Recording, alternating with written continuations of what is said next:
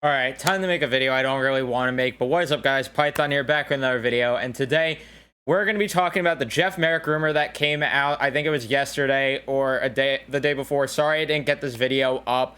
I don't know why. I honestly don't even have an excuse for why I didn't get this up. Maybe because I didn't want to talk about it, but the Rangers apparently are one of the front-runner teams to land JT Miller alongside the Washington Capitals, and I just ask, why? Why? Just why? But before we dive into it, leave a like on the video if you do enjoy. Subscribe if you guys are new, especially Ranger fans. We cover the Rangers heavily here on the channel. Turn your notifications on as well so you know when I upload. But I just don't understand why. Why the whole get back with your ex thing? Why go through an entire rebuild in which you move JT Miller to help you kickstart? Why go back to him now? Why trade for a guy that has 1 year left on his contract? Why trade for a guy that had a career year now and who knows if he's going to do this again? Just every question starts with why. I just don't understand the whole point. Apparently the Rangers at the trade deadline this past year tried to offer Filip Chytil, a prospect which was believed to be one of Nils Lundkvist or Zach Jones, as well as a first round pick to get JT Miller. And that's fine and all, but I just don't think that unless you could get him for a similar package, but even then, I don't know if I feel comfortable with this because, first of all, let's start with this.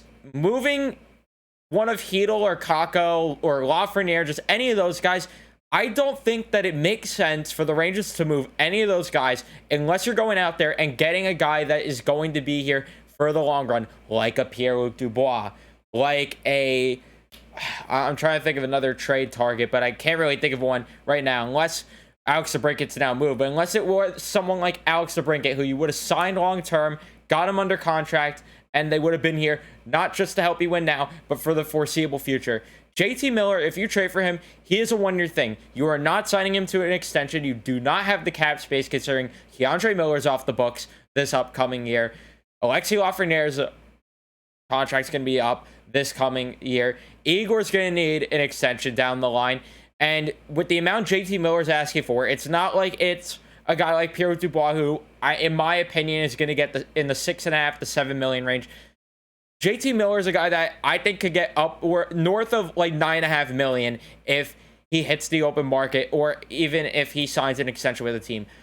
To me, it just makes no sense to take that risk when also we went down this rabbit hole before with JT Miller.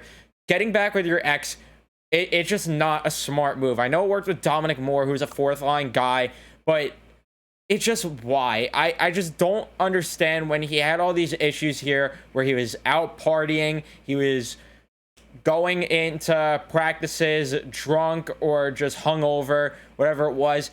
He was not giving it his all when he was here in New York, and he's had a career year, but again, another rabbit hole we went down with Jacob Trouba. He had a career year, and then we signed him to an absurd contract. Why are we going to go down this road again of trading for a guy that had a career year, then we're going to sign him long-term, and then the contract could bite us in the ass? I know JT Miller is really young, and I know that maybe it's not fair to compare him to Jacob Trouba, but it's just the risk that I'm worried about. It's just things like that. It worries me. It worries me to go down the same road and continue following the same path and making the same mistakes that this franchise has made in the past.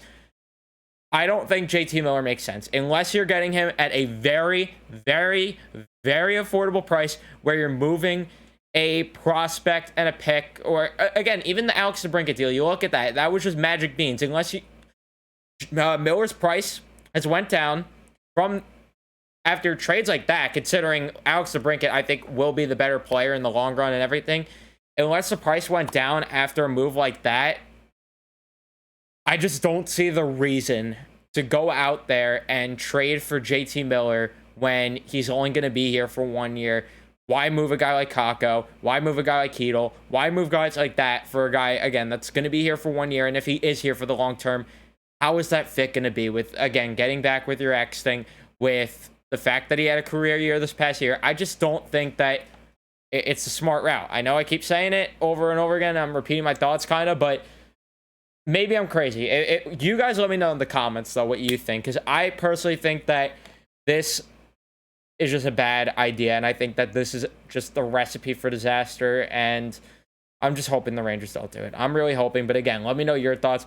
Another thing that I wanted to talk about, because for whatever reason, I honestly should have talked about more in the Georgiev trade video, but in terms of the Rangers backup goalie situation, I know people are freaking out thinking Kincaid's going to be the backup. First of all, he is not under contract, so you don't have to worry there. Second, I think the Rangers are going to go with a veteran backup that has been there, done that before, in case, God forbid, let's hope not, but God forbid Igor gets hurt during the year, because he has been injured every single season since he's came up.